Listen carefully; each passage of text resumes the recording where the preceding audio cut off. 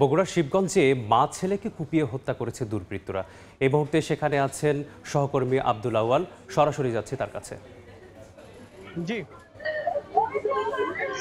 বগুড়ার শিবগঞ্জ উপজেলার সাদুল্লাপুরের বটতলা গ্রামে নৃশংসভাবে মা এবং ছেলেকে কুপিয়ে আসলে ধারালো অস্ত্র দিয়ে হত্যাকাণ্ডের ঘটনা ঘটেছে। এবং আমরা এখন পর্যন্ত যেমনটি জানতে পেরেছি যে এই যে শিবগঞ্জ এলাকার সাদুল্লাপুর বটতলা গ্রামে মা রানী এবং তার ছেলে 18 বছর বয়সী ইমরান কলেজ পড়ুয়া শিক্ষার্থী একটি বাড়িতে বসবাস করতেন। এবং যেই রানী আসলে দুর্বৃত্তদের হাতে খুন হয়েছেন, তার তার স্বামী কুয়েত প্রবাসী ইদ্রিস কিন্তু কুয়েতে কর্মরত আছেন। এবং তার আরেক কন্যা সন্তান কিন্তু একটি বিশ্ববিদ্যালয়ে পড়াশোনার সুবাদে বগুড়াতেই থাকেন। এবং আজ সকালে কিন্তু আসলে স্থানীয়রা বাড়িতে মা এবং ছেলেকে আসলে রক্তাক্ত অবস্থায় দেখতে পায়। এবং ঘটনাটি পরিবারের সদস্যকে জানালে আসলে পুলিশ খবর পায় এবং ঘটনাস্থলে ইতিমধ্যেই পুলিশ যেই বাড়িটি সেটি কিন্তু ঘিরে রেখেছে এবং সেখানে কাউকে প্রবেশ করতে দেওয়া হচ্ছে। ইনভেস্টিগেশন পিবিআই এর ক্রাইম সিন কিন্তু ঘটনাস্থলে আসার পরে কিন্তু আসলে